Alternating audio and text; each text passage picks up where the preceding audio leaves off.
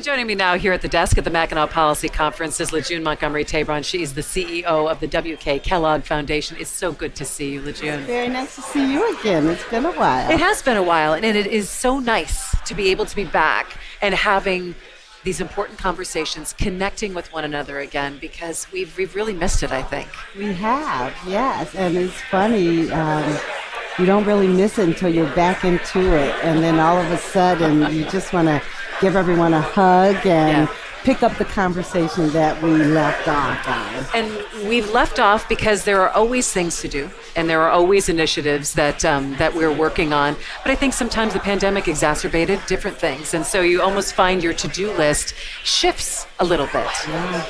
And in some ways for us, our work was, in some ways it was laid bare, but at the same time it exacerbated the problems that we've been working on for decades. So it's an interesting time now because many people left the workforce during COVID. Women left the workforce. It makes me think about how difficult is it going to be to get women back into the workplace, knowing that there are different caregiver needs, knowing that they don't really have the support, whether it's childcare, whether it's medical leave, family leave, to be able to support jumping into a career or continuing a career and having a trajectory that they're able to raise their family. I mean, how are we going to do that? Or those are a lot of the big questions or conversations to have. They're very big questions. The good news is I think there's a level of awareness now that's palpable. We have partners engaged. Employers now understand that if they're going to get women back, and they need to understand and maybe even support child care as a benefit. And so there are new conversations happening about how all of these systems are pretty fragile and we're all interconnected. And so our work now will be to make sure that these systems work for the mothers and families at the core of how we get our economy back working. And I think about flexibility, and I also think about the future of work. I mean, how we work has changed, and what kind of opportunity that we can find has changed as well. Absolutely. Flexibility is the word that I am taking away from these last 2 years. As an employer, I had to understand what it takes to be supportive of an employee during these times, and it was clear that work is not their only concern. Their children, their family, their loved ones, their health, their safety. I think employers had to grapple with how to make all of those concerns relevant and be flexible and accommodating during this time period.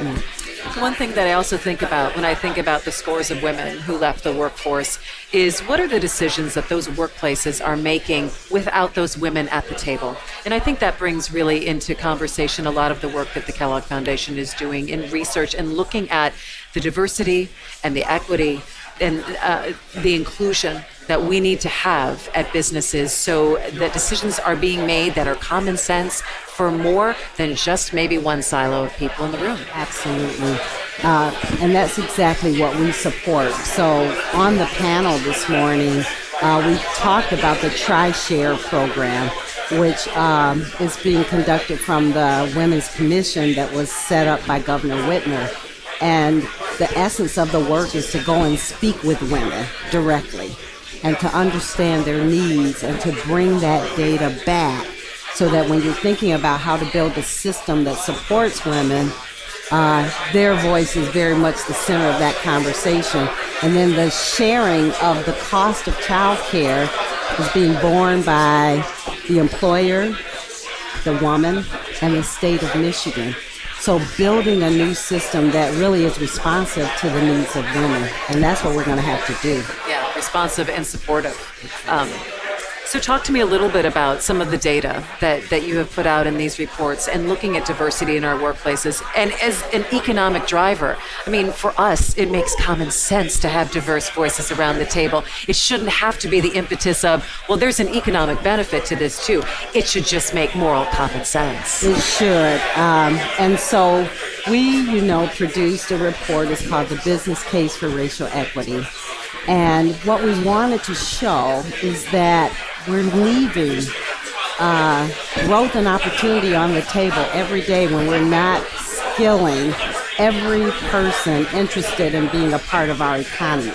And for the state of Michigan, by 2050, we would stand to gain $92 billion in GDP if we were to just provide opportunities for every capable person willing to enter the workforce. So we know there are real gaps. And so what we talk about is how we can make sure that we're looking at the inequities in our systems and building support and opportunities for every person. So, there's this concept of a shared fate, and we shouldn't have to talk about the shared fate, right? As you were saying, it should just be the right thing to do, and it is the right thing to do. And it grows our entire economy for our state, so we all gain to benefit, and that's the point. But it has to be a conscious choice, too. When people are hiring, when mid-level managers are making those decisions, it has to be a conscious choice, and there has to be effort into it. It can't just be like, well, this is what we think we should do, or it's just a placard on a department wall. That there is, a consciousness that's being raised about what kind of workforce we have and who makes that up. And that's, another part of our panel this morning was, again, showing live examples of how employers are thinking about these issues. And we talked about work that's happening in Grand Rapids, two great programs. One is called Higher Reach, and the other is called Rise Up. And they're both about making sure that we are employing people of color, people in our communities who may have barriers to being a part of the economics engine. And so, for example, the Higher Reach program is about Trinity Health going into their entire workforce through their HR system and saying, who are we leaving behind? How do we make sure that our hiring pools reflect people from our community?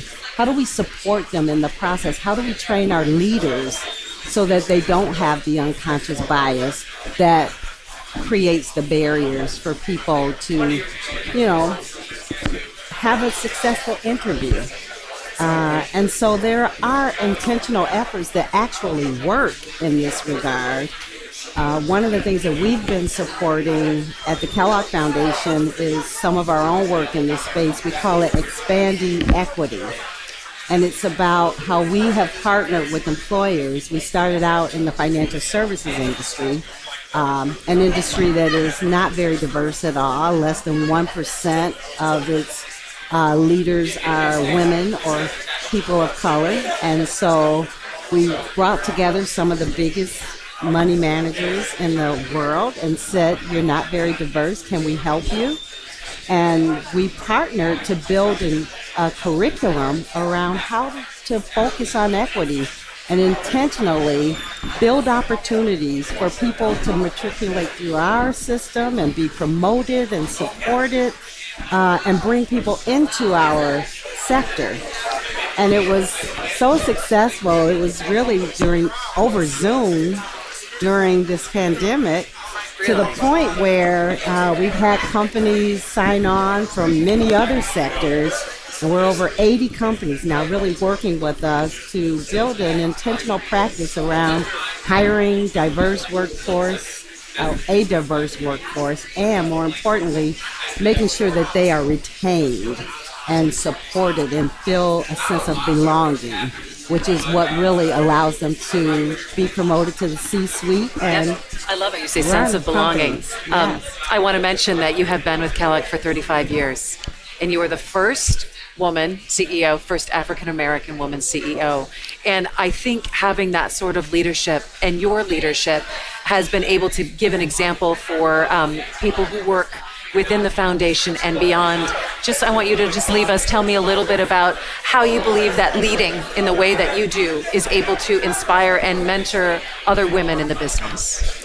Well, I feel like I'm the living story of our work. It was about giving someone opportunity, allowing them to grow and be successful within an organization, be promoted into the C-suite, and then to lead the organization. And my leadership really follows that. It's about mentorship. It's about coaching. It's about, making sure that you build a trusting relationship with the individual, not the role. And those are all practices that we follow completely at the Kellogg Foundation. We say we want to practice what we preach. So all of the racial equity and healing work that we speak about, we also practice and go through our own training and healing work within the foundation. It's so important, especially what we're all experiencing right now. And thank you so much for your time and for your leadership, Lejeune. It's always good to see you, and thanks for the work. It's very nice speaking with you. Okay, we're going to continue now with our coverage of the Mackinac Policy Conference and take you to a session on talent-driven development.